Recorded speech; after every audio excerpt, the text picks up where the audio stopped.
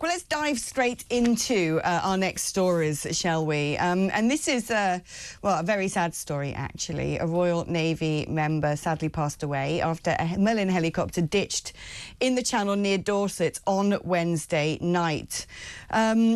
This was apparently conducting night flying exercises with HMS Queen Elizabeth. I don't know what's gone on here, but let's speak to a man who might be able to explain more, which is Rear Admiral Dr. Chris Parry, CBE. Chris, it's great to have you on the programme.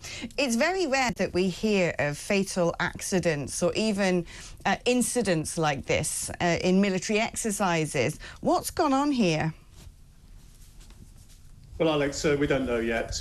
We haven't recovered the aircraft, and obviously the Royal Navy hasn't released the details of what the crew have said happened at the time. So we're really speculating, but you're absolutely right. It's getting rarer for these sorts of things to happen nowadays. When I joined the Fleet Air Arm in the late 70s, we had one of these incidents probably every 6 months where people got killed at sea. But, you know, the aircraft, the systems and the procedures have got much more sophisticated. And this sort of thing is always a shock. Obviously tragic, very sad indeed when we lose somebody. And it is unusual. We really don't know what caused the accident, whether it was pilot error, aircrew error, or indeed a mechanical failure. But the Merlin's a really safe aircraft. It's got 3 engines. It's got very, very tough systems, and it's been combat proven. You say that, but apparently Merlin helicopters don't have ejection seats, so the crew have to land.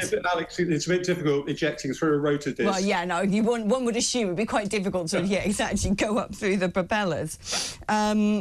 So I suppose then, in the event of a major emergency, you have to somehow land the thing. Apparently when it ditches in the sea, it rolls upside down. I mean, is this going to cause us to question the use of this particular helicopter, or is this a sort of freak accident? Alex, we don't know what caused it. If it was pilot error, it's not the aircraft's fault. And conversely, if it's a mechanical fault, it's not the pilot's fault. The fact of life is we in the Royal Navy give our aircrew the best chance of survival if they go in the water, even if the aircraft inverts. The aircrew have a thing called STAS, which is basically an air supply that they can use a while underwater. They also have extensive underwater escape training. There's a thing called the Dunker, which is at Royal Naval Air Station Yeovilton, where you're actually strapped into a helicopter dummy, you're inverted, and you go underwater, and every 2 years you have to practice that. It's really unpleasant, but you've got a safety diver in attendance there. Of course, when you're ditched in the sea, I'm afraid the sea is in charge. Oh, I'm sure your thoughts, like ours, is very much with the family of the deceased member of that particular crew. Let's talk now about another story loosely connected to the military, which is the fact that there were previously plans to house asylum seekers at RAF Scampton in Liverpool. Now, this, of course, was the home to the Dam Busters and one-time home to the Red Arrows, which was earmarked by the previous government to accommodate migrants.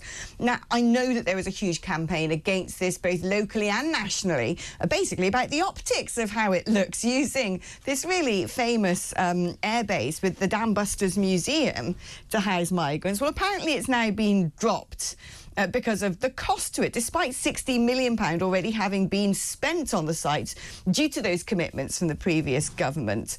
And work to close it will begin immediately. I mean, what is going on here? Surely if we've spent £60 million, however much people don't like the optics of it, it seems mad to just dump it as a policy. Or is there another reason, do you think, that this was always an unworkable plan? Well, Alex, it's in Lincolnshire, of course. It's in pretty much a rural area. Scampton itself is a long way from anywhere, and I think the footprint, if you like, on the community was going to be huge. Now, my issue with this, and the military has very little to do with it, of course. My issue with this is who did the project management, who did the business case, who did the risk evaluation, who actually had the strategy for this, because we need to know who these people are. These people are allowed to do these projects. They're allowed to collect huge fees. Contractors are brought in. And at the end of it, if it's a failure, we need to start naming names so these people aren't circulated back into the system again to do it to us again. The public has a right to know when these strategic projects fall off the lorry.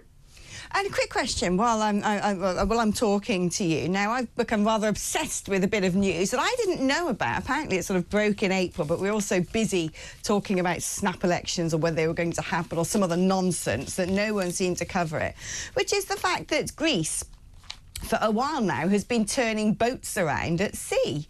And they have brought their asylum cases down, or illegal migration numbers down, from about 850,000 back in 2005 to just over 12,000 in 2022. What would be if the Labour government looked at this and said, well, look, the time has come that we do need to follow suit and turn boats around, and we're going to use, let's say, the Navy to do this? Do you think the Navy would acquiesce, or do you think there'd be resilience to the concept?